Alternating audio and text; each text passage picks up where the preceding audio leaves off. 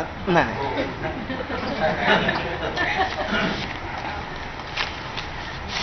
हे नमुने मी त्यांना सांगितले आणि मी त्या प्रकारची एक सिस्टीम लागल्यावरती वर्तमानपत्रामध्ये जाहिरात देऊन एक आपण गोष्ट बघितली पाहिजे की साधारणपणे जास्ती आकाराचा दंड किंवा जेल या गोष्टीला लोक घाबरतात. त्याच्यामुळे दारू पिऊन गाडी चालवणं हे आता जवळपास बंद झालेलं आहे. बरोबर. आता काही गोष्टींची शिस्त लावण्यासाठी म्हणून काही तुम्हाला उपाययोजना कराव्या लागतात. मला असं वाटतं ती गोष्ट ट्रॅफिकसाठी पण होणं गरजेचं आहे. अनेकदा आपल्याकडे नो पार्किंगचे बोर्ड लावलेले असतात, कोणी वाचत नाही, कोणी पाहत नाही, काही नाही.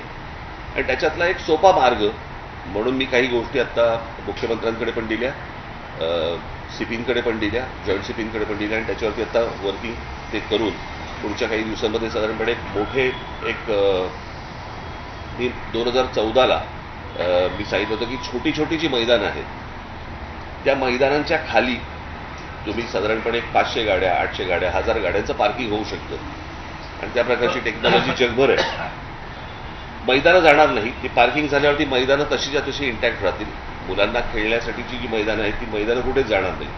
सो अशा प्रकारच्या अनेक अरेंजमेंट्स, अशा प्रकारच्या अनेक गोष्टी आपल्याला करता येण्यासारख्या आहेत. त्यातली पहिली गोष्ट मी त्यांना सांगितलं होतं की पार्किंग आणि नो पार्किंग याच्यासाठी जे फुटपाथ आहेत त्या फुटपाथनं आपले काही रंग असले पाहिजेत. याच्यावरती म्हणून मी तुम्हाला एक जस्ट एक अशा प्रकारचा हा नो पार्किंग रेड आणि ब्लॅक म्हणजे तुम्हाला साधारणपणे अंदाज येईल. हा साधारणपणे मी आत्ता इथलेच फक्त फोटो काढून मी जस्ट तुम्हाला दाखवलं.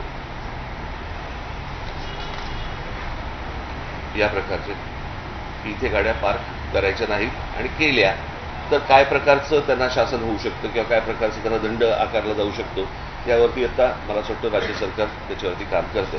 त्याचे जनरल त्यांना आखण्यासाठी म्हणून कुठे कुठे पार्किंग असू नये, मुंबईचा मॅप घेता किंवा ठाण्याचा मॅप घेता, पुण्याचा घेता, हे त्यांना सोपं करावं म्हणून.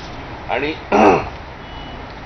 कशा प्रकारची जाहिरात वर्तमानपत्रामध्ये केली पाहिजे आणि मग त्याच्या खाली साधारण